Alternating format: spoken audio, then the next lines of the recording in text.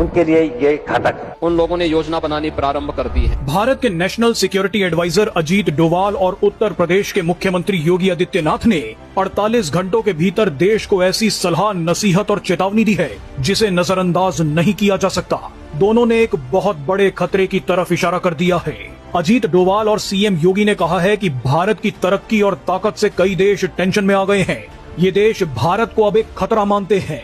इसी कड़ी में अजीत डोवाल और सीएम योगी ने कहा कि भारत को अब अंदर और बाहर दोनों तरफ से खतरा है। वामपंथियों और विदेशी शक्तियों के झांसे में आकर भारत के युवाओं ने जंतर मंतर पर जो किया है, उसे देखते हुए अजीत डोवाल ने कहा है कि भारत के युवाओं को ये समझना होगा कि आजादी का मतलब केवल अपनी मर्जी से कुछ भी करने की मनमानी नहीं है। सीएम योगी ने भी युवाओं को सोशल मीडिया के गलत इस्तेमाल और फर्जी खबरों से सावधान रहने की सलाह दी है।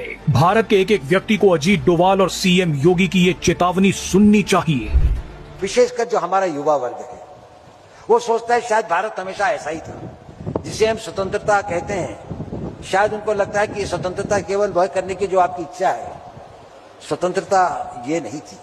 भारत अभी वहां नहीं पहुंचा है जहां उसे होना चाहिए। ऐसा लगता है कि शायद हम स्वतंत्र हैं तो हमारे ऊपर सारी जिम्मेदारियां खत्म हो गई हैं। आज भी भारत को बाहर से भी और अंदर से भी बहुत अधिक चुनौतियां हैं। भारत का विकास से सभी लोग बहुत आनंदित हों, ऐसा नहीं है। भारत का विकास कई लोगों के लिए, कई देशों के लिए, कई इंटरेस्ट के लिए, उनके लिए ये घातक है और हमें उसका मुकाबला करना है। आने वाले 1-2 वर्षों में भारत दुनिया के अंदर तीसरी बड़ी अर्थव्यवस्था जब होगा तो याद करिए ना, 3 देशों में प्रतिस्पर्धा प्रारंभ होगी, अमेरिका, चीन और भारत में।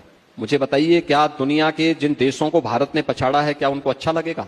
जिसको आप पछाड़ने जा रहे हैं, जिसकी प्रतिस्पर्धा में आप खड़े होने जा रहे हैं, क्या वह शांति से बैठेगा?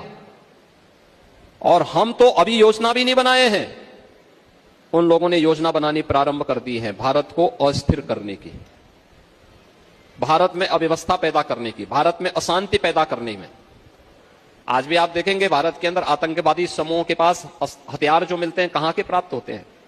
वो किसी न किसी पड़ोसी देश के द्वारा निर्मित हथियार तो होते हैं, उन्हीं के द्वारा भेजे गए हथियार तो होते हैं। ये जो साजिशें हैं, हमें इनको समझना होगा। और ये साजिश हमारे लिए, हमारी इस सनातन परंपरा के लिए, हमारे इस देश के खिलाफ किस रूप में है, अगर हम इसको समझ पाएंगे तो याद करना, आने वाली यात्रा हमारे लिए बहुत शुभ है।